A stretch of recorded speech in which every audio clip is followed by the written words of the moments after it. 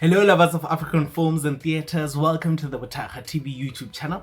Today we are talking about a proudly South African Netflix series named Jiva. So I think initially the announcement of Jiva was made in 2020, but we never knew when it is that we will finally get the chance to see it. But it is now available on Netflix. So Jiva to me is about a story about a young dancer in Umlazi who has, dreams of, becoming an entertainer. And we see, events of how it is that she goes about navigating her dreams and some of the social issues that have affected her achieving her dreams. And I think one of the things that I was very excited about is the fact that this film is written and created and executively produced by Busisiwe Ntili, who is also the screenwriter of a film that has done so well in South African cinemas and the box office, named Happiness is a Four-Letter Word. I speak so highly of that film. So obviously the standard and what it is that I was expecting was a bit higher because, we are familiar with her work, besides her TV work, And Jiva is not a typical dance series. I really went into this thinking boy meets girl, someone says no, and then, with my own judgments. And they were very quick to say, sit in your place, young sir. Noxolo Damini is the lead in the series. She does an impeccable job. Snembatha is also one of the leads.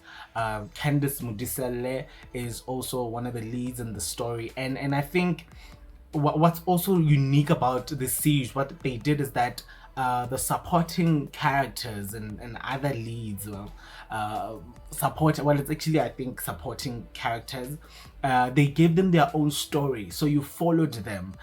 You were interested in how Ntombi lives her lives.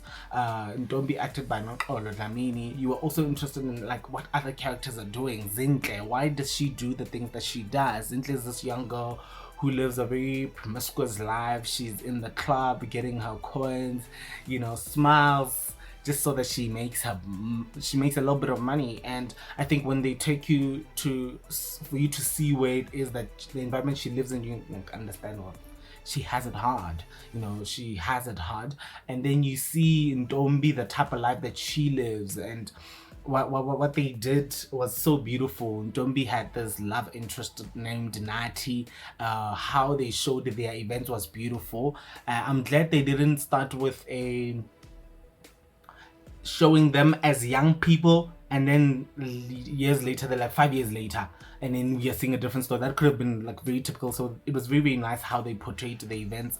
It was also nice to also see, characters like DJ Sika, who's an entertainer and a DJ and a very famous DJ in the series, who's also an MC for the dance competition. But the type of choices he makes for his career, like the typical choices that we don't know of, that entertainers get up to, the conversations they have with their management when they mess up. We also saw it with Nati. Nati was also a superstar in the series, but just some of the conversations they have behind the scenes, is all the turmoil and the conflict we see in reality shows real. So those are some of the things that they explored in Jiva.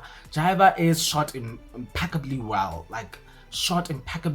the scoring impeccable. I think there's just one part of the scoring where it didn't land as smoothly, but you forgive that because it's such a beautiful series. It's so many good feel-good songs rather.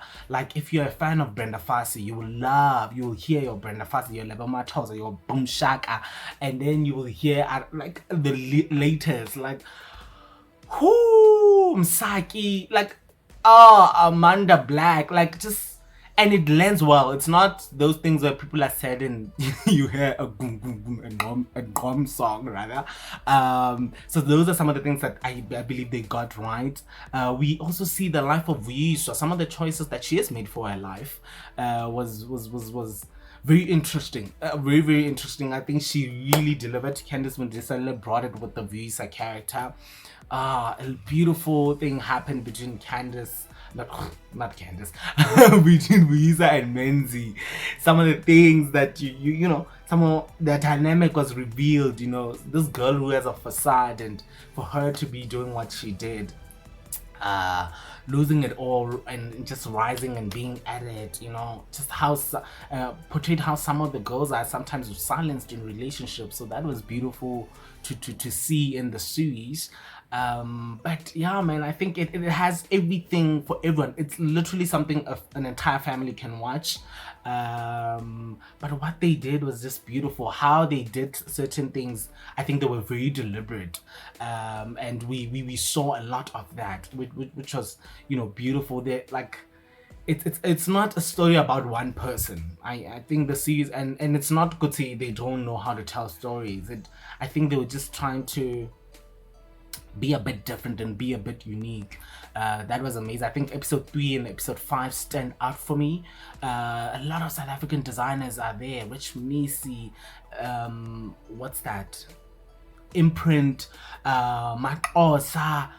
Like, I wanted those clothes so badly because they're just beautiful. They looked good on camera. Like, I can't fault them with that.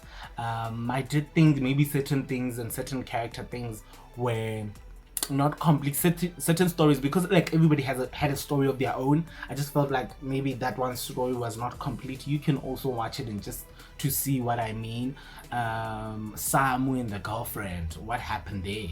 You know, and I don't think they completed the story, but I know it was deliberate to say when season 2 comes you will see.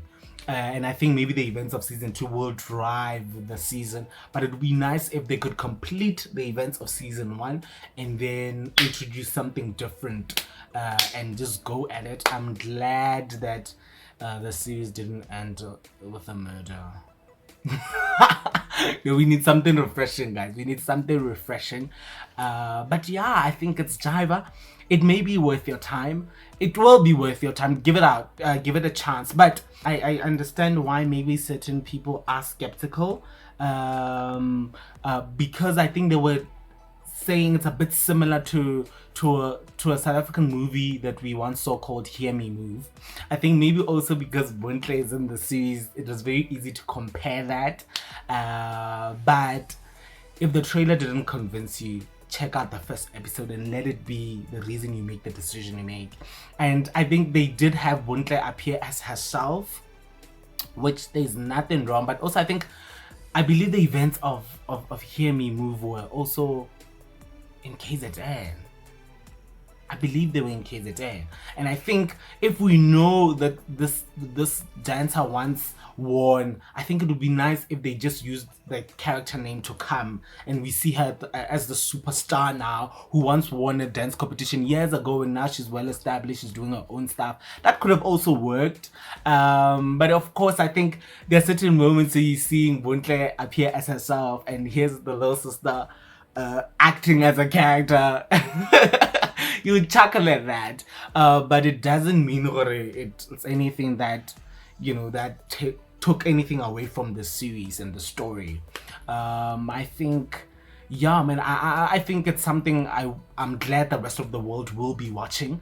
I think that's something as a South African I'll say, you know, check this out, you know, go check Jiva and see young people Jiva on the dance floor.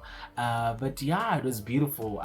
The relationship between Ntombi and her mother, her uncle, why it is that they have that relationship, that was beautiful.